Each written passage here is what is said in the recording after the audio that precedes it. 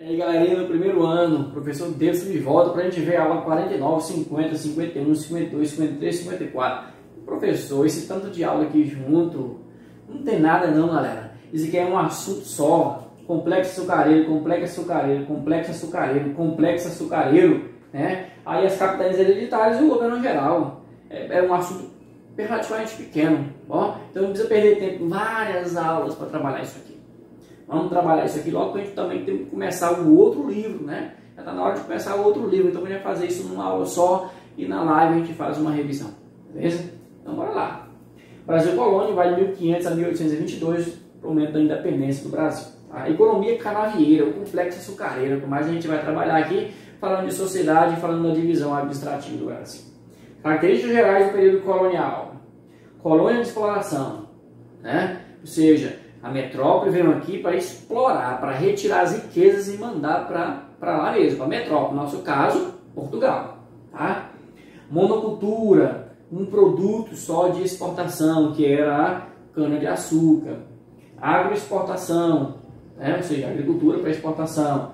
Latifúndio, grandes terras, tá bom? Lato, de extenso, fúndio é de terra, então latifúndio é terra grande.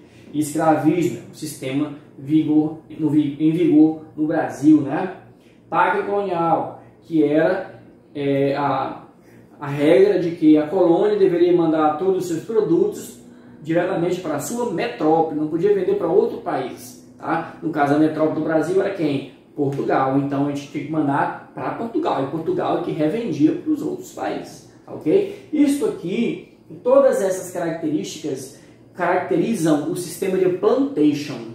Pode anotar bem aí, sistema de plantation, tá ok? Sistema de plantation corresponde a todas essas características juntas. Bom, então tá aqui, Pacto Colonial, envio da matéria-prima, tá bom? Da colônia para onde? Para a metrópole. E a metrópole monopoliza todo o comércio, toda a produção que é produzida aqui na colônia. E manda as manufaturas, né? A gente manda a matéria-prima, ela produz lá muitas coisas e manda para a gente. E manda para a Europa inteira, certo? Então, o lucro fica, a sua maior parte, para a metrópole.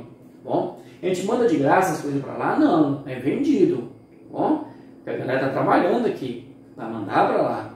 Só que como ela revende, como ela manufatura lá na Europa, então ela ganha muito mais dinheiro. Bom, período pré-colonial. Então, gente, antes do que a gente chama de período colonial, tem um pré-colonial de 30 anos, de 1500 a 1530. Tá bom? Ou seja, aqui a gente não vai, nesses 30 anos, Portugal não vai mandar um mundo de gente para cá para ocupar o território. Tá? Ele chega, aí ele constrói umas feitorias, uns fortes, manda algumas pessoas para controlar aquela região e pronto. Tá? Brasil em segundo plano, né? Porque Portugal ele tinha muito lucros ainda com as Índias, tá bom? Então o Brasil deixou aqui na espera, né? No stand-by. Vamos deixar o Brasil aí, né? Porque ele está tendo muito dinheiro lá com as Índias. Vamos terminar com as Índias. Quando terminar lá com as Índias, a gente vem para o Brasil explorar lá, tá bom? Bom, então o que eles faziam no período pré-colonial? O que vigorava era o pau-brasil, né? Fabricação de tintura para os tecidos, lá na Europa, né, principalmente da cor vermelha para a realeza, exploração nômade e predatória, escambo com os índios, trocavam, né, não era comprado. E os índios, no primeiro momento, eles não estavam sendo escravizados. Então, o pau-brasil, no primeiro momento, os índios cortavam, né, levavam para os navios, para as caravelas, tá? E em troca, os portugueses davam presentes para os índios. Tá? Incursões estrangeiras, Espanha e França, que começaram a passar ali pelo litoral brasileiro, né, e vendo que tinha pouca coisa ali, né, e como o princípio Uti-possidetis dizia que a posse da terra se dava pelo uso, tá? Uti-possidetis em latim, posse pelo uso. Então Portugal não estava usando, então os outros países podiam invadir, tá certo? A França, por exemplo, e a Holanda, né? Eles, por muito tempo, principalmente a França mesmo, ela vai rondar aquele território, ele querer invadir, vai invadir na verdade. E os portugueses vão ter que brigar com os franceses para expulsá-los, né? Invadiu o Rio de Janeiro, invadiu o Maranhão, colonizou o Maranhão, né? Então, Portugal começa a mandar expedições guarda-costas, né? Para evitar um fracasso, para evitar uma invasão de outros países aqui no território brasileiro, tá bom? Então, por isso que esses 30 anos o Brasil ele fica com pouca coisa, explorando apenas o pau-brasil e fazendo um monitoramento do território ali. Mas quando outros países começam a trafegar, né, aqui no sul, no Atlântico Sul, aí Portugal, opa, a galera está querendo tomar lá. Então vamos mandar gente para lá, vamos colonizar, vamos produzir, tá certo? Aí ele faz o quê? Toda a divisão, né, em capitanias hereditárias. Aqui é onde eles tiraram o pau-brasil, ó. Toda essa área aqui verde, tá, na Mata Atlântica, né? Então vai até o Rio de Janeiro, até lá em cima, lá em Pernambuco, eles retiravam o pau-brasil, tá? Então uma área bem extensa mesmo, tá? Bom, colonização. Por que eles começaram a colonização, como eu falei para você? Medo de perder as terras para os invasores, tá? Decadência do comércio com as Índias, então o negócio piorou lá, eles vieram para cá. Esperança de encontrar metais preciosos. Só que metais preciosos aqui vai demorar 200 anos para eles encontrarem. Então eles vão ter que fazer outra coisa, que foi a cana-de-açúcar, tá? Estrutura administrativa do Brasil colonial, colônia, né? Então a primeira estrutura que foi feita foram as capitanias hereditárias. A divisão administrativa do Brasil, em seu primeiro formato, foram as capitanias hereditárias. 15 lotes horizontais, vou mostrar o mapa ali, de terra entregues pelo rei a membros da corte de sua confiança. 15. Então entregou lá para 15 pessoas. Nem todos vieram, só 12 vieram. E já vieram com a cara ruim, né? Porque sair da metrópole e vir para um território cheio de índio valente, cheio de besouro, né? Cheio de mata, aquela coisa toda, a galera não veio muito gostando. Mas como o território era imenso, né? Cheio de riqueza, então vieram para tentar ganhar um dinheiro, né? Bom, o rei de Portugal dava a carta de doação, um documento que transferia a posse da terra para esse cortesão, né? O capitão donatário, que é quem recebia, aquele que recebe um dos lotes de terra, chama-se capitão donatário. A carta foral dava os direitos e deveres dos capitães donatários, dizia o que ele tinha que fazer, o que ele tinha que cumprir. Bom, quais são os direitos? Aplicar a justiça, escravizar índios e doar sesmarias. O que são sesmarias? São terras. Então, se ele ganhou um estado praticamente, ele não ia ter conta de cuidar do estado, gente. Ele ia ter que dividir aquilo ali, subdividir, né? Então, a subdivisão chamava de sesmarias. Aí ele fazia essa doação desses territórios para outras pessoas cultivarem essa terra, tá? E direito também do capitão donatário. Direito, né? Deveres: fundar povoados, cobrar impostos e defender o território. A coroa portuguesa ela não mandou nenhum dinheiro para isso, gente. Ela mandou os caras para cá e ele tinha que cuidar de tudo aquilo ali. Ele tinha que plantar, ele tinha que capturar índio, ele tinha que defender o território, ele tinha que cultivar aquilo ali, colher, mandar para Portugal, tudo era com eles. Então estava difícil, né? Por isso que não deu certo. Tá? Então os privilégios da metrópole, 100% sobre o pau-brasil. Então todo o pau-brasil que se retirasse naquela área era da metrópole, tinha que mandar para lá. 100% sobre as drogas do sertão, né? Que mais? Pimenta do reino, cravo da Índia, tá? Essas coisas todas. 20% dos metais preciosos, que era o quinto, tá? E 10% sobre a produção agrícola. Então, os privilégios metropolitanos eram bem elevados, tá? Motivos para aplicação desse tipo de organização. Portugal já havia testado essa forma de administração em suas ilhas do Atlântico. Que tipo? As capitanias hereditárias, tá? Já tinha em Açores e Cabo Verde, tá bom? Transferência de despesas para particulares. Portugal não gastava nada, já falei para você. Quem gastava tudo era capitão donatário. Por isso que houve o quê? Um fracasso, galera. Não deu certo, tá? Falta de recursos, de interesse dos donatários, distância excessiva da metrópole, invasões estrangeiras, ataque indígena. O negócio era feio aí. Só 2 capitanias deram certo, né? Só Pernambuco e São Vicente. São Vicente, que hoje é São Paulo. Essas 2 deram certo. O restante não deu nada, nem o capitão donatário e nem para Portugal. Tá bom? Aí vai ter que mudar isso aí. Tá aqui as capitanias, ó. As 15 capitanias e os seus donos, né? os seus cortesãos, a galera nobre lá de Portugal, que veio tomar conta disso aqui. Então, só Pernambuco e São Vicente, essa amarelinha aqui, é que deram certo, tá bom?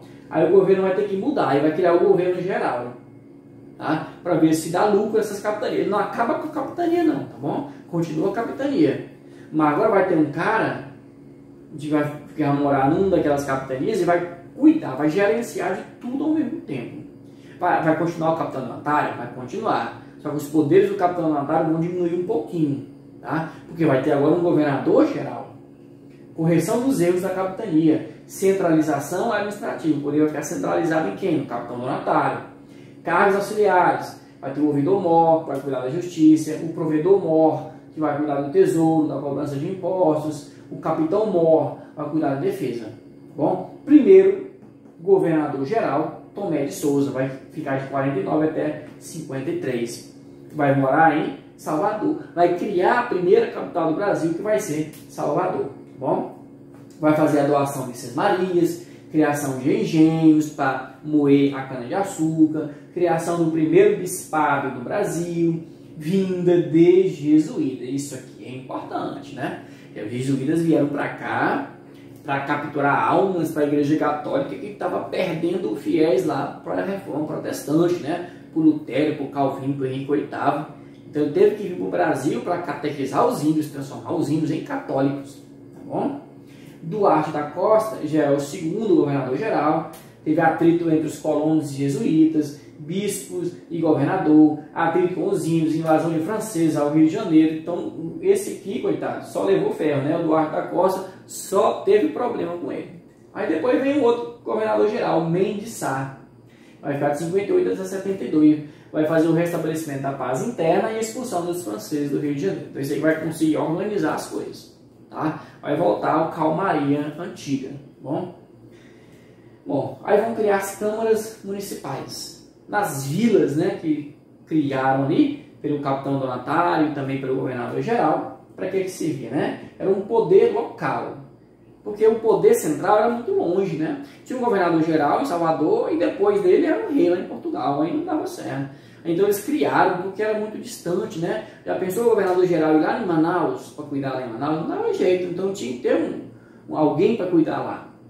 Homens bons, eles que exerciam as funções na Câmara Municipal. Quem era um homem bom? Homem branco, rico, proprietário de terra e proprietário de escravos. Esses eram os homens bons. Só eles podiam participar das câmaras municipais. Bom, olha o Mendes Sá ali, a fotinha dele. Divisão da colônia, né? Olha só, aqui o Tratado de Tordesilhas, né, entre Portugal e Espanha, a terra de cá da Espanha e a terra de lá de Portugal. 1573, 1578. Grande extensão territorial, era grande demais, né, tinha que dividir. Tinha um período de invasões, o Brasil do Norte, Salvador, o Brasil do Sul, Rio de Janeiro, né? Então fez essa divisãozinha para melhor organizar aqui, organizar o território, né?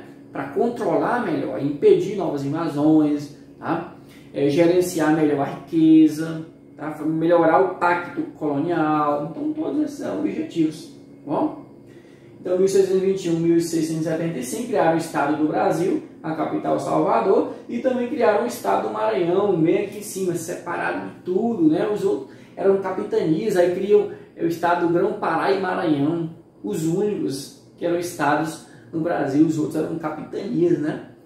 E foi para quê? Para cuidar do lado de cá, porque era longe demais os dois. Né? Os outros estavam aqui na litoral, né? Tava tranquilo, dava para controlar melhor. Mas Pará e Manaus aí tava complicado, né? Aqui no meio do grande Amazonas, né? Aí ficava difícil. Aí tiveram que criar um estado, o Maranhão. Depois juntou o estado Grão-Pará e Maranhão. Tá? Bom, vamos ter nesse período colonial as invasões francesas, gente. O rei francês não aceitava a ideia de que o território brasileiro ele tinha que ser dividido entre Espanha e Portugal. Né? Ele trocou piada, jogou piadinha, dizendo que foi lá no tempo do Adão e da Eva que fizeram essa divisão, né? Segundo ele. Jogou uma piadinha ainda para os reis portugueses e reis da Espanha. Né? Porque eles estavam insatisfeitos com isso, então ele tentou invadir. Tá bom? Porque eles não reconheceram o Tratado de Tordesilhas, que era muito desigual. Como é que divide um continente inteiro entre dois países, tá bom? contrabando e pirataria. Tinha muita pirataria, tá? Os corsários ingleses, tinha outros piratas de outros países também. Eles invadiram a França, o Rio de Janeiro, tá? Chamaram de França Antártica, tá bom? Invadiram o Maranhão, chamaram de França Equinocial, 1612 também, né? Fuga de huguenotes perseguidos. Quem eram huguenotes? Eram os protestantes da França, tá bom? O capitão Villanion era o líder francês nesse período aí, dessas invasões francesas. Estácio de Sá, que era o sobrinho de Mendes de Sá, que era o segundo governador-geral, o terceiro governador-geral, responsável pela expulsão dos franceses do Rio de Janeiro com a ajuda dos índios, tamoios e tememinós. Olha que nome bacana, hein, gente? Então, os franceses invadem o Rio de Janeiro, vai ficar até 67, tá bom? E depois o Estácio de Sá, que não é a escola de samba, né? É porque era sobrinho do Mendes de Sá, vão expulsar os franceses aqui do Brasil, do Rio de Janeiro, né? Quando ele expulsa do Rio de Janeiro, vai demorar um pouco, ele vai lá para o Maranhão. Tá? 1612 ele está lá, ele não se aguenta, não. O francês estava doido para pegar um território aqui no Brasil. Tá? Aí aqui, ó, falei, a França Equinocial, no Maranhão, 1612 e 1615. Tá? Foi o tempo da União Ibérica, o enfraquecimento de Portugal. O que é a União Ibérica? Tá? Quando o rei de Portugal morre, Dom José, numa guerra lá na África, que ele vira até encantado, né? Aí o rei da Espanha, que tinha um parentesco com o rei de Portugal, ele requer o trono português. E ele consegue, depois de umas brigas com outros parentes, que era briga de família, né? A briga com outros parentes, e pega o trono português. Ou seja, o rei da Espanha, ele fica governando a Espanha e Portugal ao mesmo tempo. Isso a gente chama de União Ibérica, que é a união dos países ibéricos, tá bom? Empreendimento oficial da coroa francesa, lá no Maranhão, em 1612 e 1615, houve uma colonização mesmo, tá? Construção de cidade, construção de São Luís, toda essa coisa, fundação da cidade, expulsos por coligação de portugueses e espanhóis juntos. Aí eles não aguentaram, ficaram até 615 na Batalha de Huaxinduba, tá bom? Invasões inglesas, ataques a piratas e corsários. Os ingleses também, que não aceitavam essa divisão entre dois países, né? Sobretudo durante a União Ibérica, que Portugal estava mais fraco, estava sem rei. Um rei português, no caso, né? Cidades litorâneas, eles tentaram invadir, né? Santos e Recife. Bom? Mas, bom, o açúcar, um dos grandes pontos importantes aqui no nosso assunto de Brasil colonial. Século XVI, século XVII é o auge do açúcar, bom? Principalmente onde? Bahia e Pernambuco. Litoral no Brasil, solo e clima favoráveis à plantação. Já tinham experiência em Açores, Cabo Verde e Madeira. Os portugueses já conheciam, portanto, a cana-de-açúcar muito bem. O mercado consumidor ela é excelente.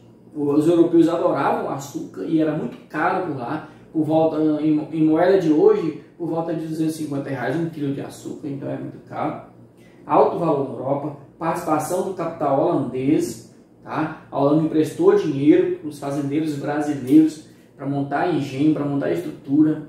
Os holandeses também ajudaram na produção do refinamento do açúcar, tá? Na transformação em açúcar, no transporte, no refino, distribuição na Europa. Então tiveram grande participação. Mas quando chega a União Ibérica, Espanha não se batia com a Holanda, então vai impedir que a Holanda participe ainda na produção do açúcar, junto com o Brasil. Bom, aí que os holandeses vêm invadir o Brasil. Em outro capítulo a gente vê isso aí. Então tá aqui a produção. Principalmente, aqui a região tinha mais engenhos, tá bom? 66 engenhos, ó, que é a região de Pernambuco, certo? Aqui 35, aqui 4, 6, 3, tá bom? Então nós tínhamos poucos engenhos aí embaixo. Engenhos, unidade produtiva básica. Engenhos a gente chama de engenho, que é a máquina de moer a cana-de-açúcar, mas o engenho também é a fazenda.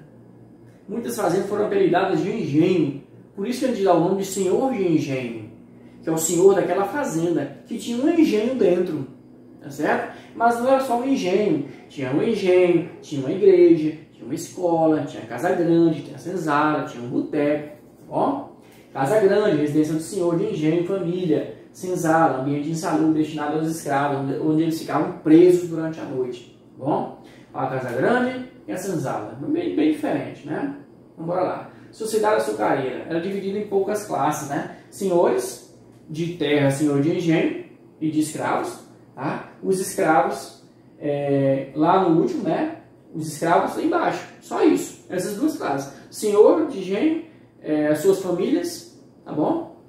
Os agregados, uns funcionários, alguma coisa, e depois os escravos. A sociedade era patriarcal, onde o homem que mandava, tá bom? E rural. O Brasil era rural, eminentemente rural. Quem mandava no Brasil eram os grandes fazendeiros, tá bom? Aqui, ó, uma pintura do Debré, né? Regresso de um proprietário, viagem pitoresca e história do Brasil. Olha só, galera, os escravos transportando os outros. Rapaz, né? Aqui, ó, a ostentação de um funcionário público, o importante era andar com seus escravos atrás, né? Então fazer aquela fila de escravos assim, não é ter um carrão, um cavalão bonito, nada disso não, né? Eram escravos. Então tem outras imagens aí que mostram, né? Primeiro o homem, depois a família atrás, depois um arrumo de escravos atrás. Bom? Outros produtos, né? Não era só cana de açúcar, mas também tínhamos, né? Tinha o gado, que era explorado no interior, né? Por causa do couro, usava como meio de transporte, para rodar o moinho também, utilizava a carne, o leite, né? Tinha pecuária extensiva, trabalho livre. Os vaqueiros não eram escravos, tá bom? Os vaqueiros eram trabalhadores livres, né? E também surgiu depois os tropeiros, né? Aqueles caras que transportavam os gados em grandes distâncias pelo Brasil afora, principalmente no tempo da mineração, que é outro assunto que a gente vai ver ainda no Brasil colonial, mas em outras aulas posteriores, tá bom? O fumo era outro produto também, que era uma moeda de troca por escravos na África. Um rolo de fumo, que era grande assim, um rolo de fumo, era trocado às vezes por 18 escravos. Você vê que o escravo era barato naquela época. Então o rolo de fumo era muito caro. Não é verdade. O escravo que era barato. O negro lá na África era muito barato. Tá? Droga do sertão, produtos extraídos da floresta amazônica com relativo valor alto na Europa, como anil, né, que é para tinta, guaraná, salsa, corante, pimenta, né? E o cacau é um dos principais, que a galera fazia chocolate lá, né?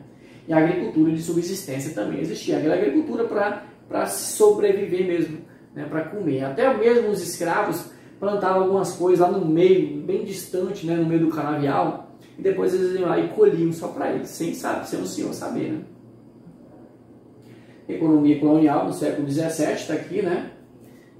A pecuária aqui mais para dentro, e aqui na litoral a cana-de-açúcar, né? Que era o principal do Brasil naquele período. Aqui é as drogas do sertão, né? Eles saíam por aqui, ó, drogas do sertão, e chegava para cá, ia para a Europa, ou saía daqui mesmo direto para a Europa, que era mais perto. Bom? Trabalho escravo. Aí o negócio pega, né? Índios e negros, tá? Índios mais utilizados até aproximadamente 1560, então foi bem no começo da colonização, utilizados em lavouras menos desenvolvidas ou mais pobres, então um trabalho mais leve. O negro, preferencialmente utilizado a partir de 1560, mão de obra básica no Brasil durante todo o período colonial e imperial, ou seja, só vai acabar em 1888 essa escravidão aí, né, galera? Utilizados acima de tudo pelo fato de representarem uma fonte de lucro extra através do tráfico de escravos. Então, o índio não foi substituído pelo negro pelo fato de o índio ser preguiçoso, né, ser indolente. Não é isso. Porque o negro ele tinha mais costume de trabalhar mais horas, eles já eram escravizados na África, tá bom?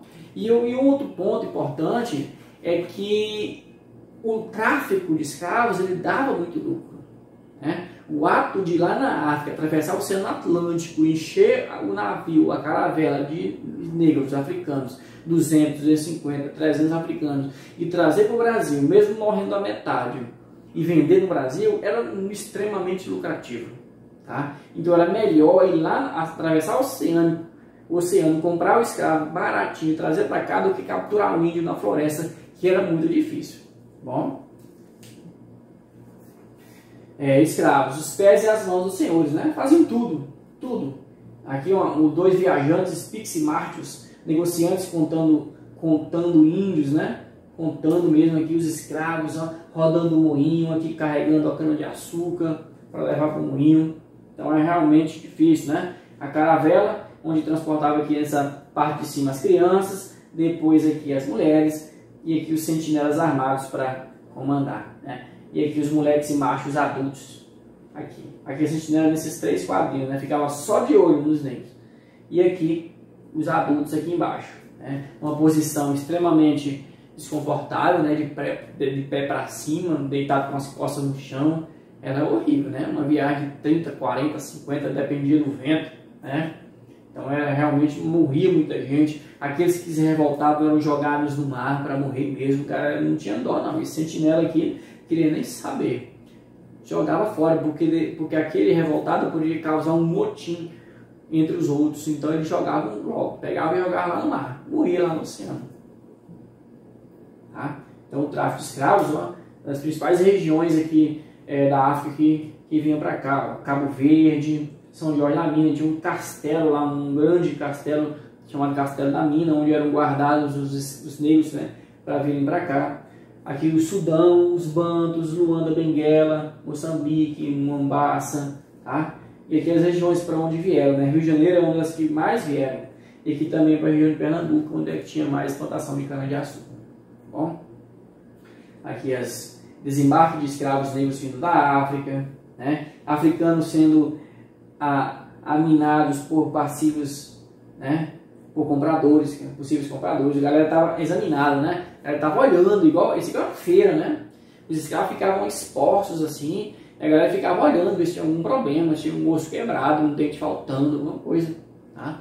Para ver se comprava, é igual fazer com um tomate, tem que analisar direitinho. Bom, então tinha castigar para dominar, né? O castigo era muito forte para o negro ele não tentar fugir, não tentar sair, não tentar enganar o patrão, não sumir a ferramenta. Então os castigos eram frequentes e eram muito duros. Beleza?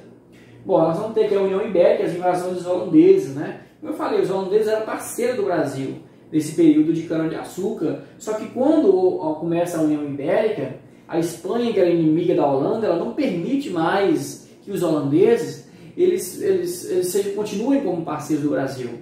Então os holandeses vão ficar puto da vida com aquilo e vai começar a invadir o território aqui no Brasil, que era agora de posse da Holanda, ou que era posse da Espanha, né? Porque a Espanha estava governando Portugal na União Ibérica.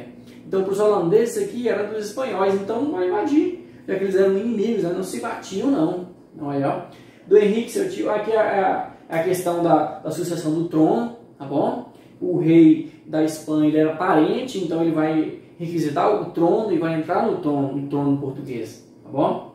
Então vai formar aqui a União Ibérica e vai ter os acordos, né? O que vai acontecer? Inimigos da Espanha na Europa invadem o Brasil em represália ao governo espanhol. Quem são os inimigos da Espanha? Holanda, tá bom? Holanda, um dos inimigos da Espanha, impedida de fazer seu comércio em qualquer possessão espanhola, certo? Porque qualquer possessão espanhola, qualquer possessão portuguesa, né? Porque agora o rei da Espanha controlava Portugal. Então, o comércio da Espanha ficou muito limitado por conta dessa restrição, tá? O comércio do açúcar no Brasil, que tinha participação holandesa, é atingido, tá bom? O holandês invade o Brasil tentando romper o bloqueio espanhol com o comércio do açúcar. Vai invadir.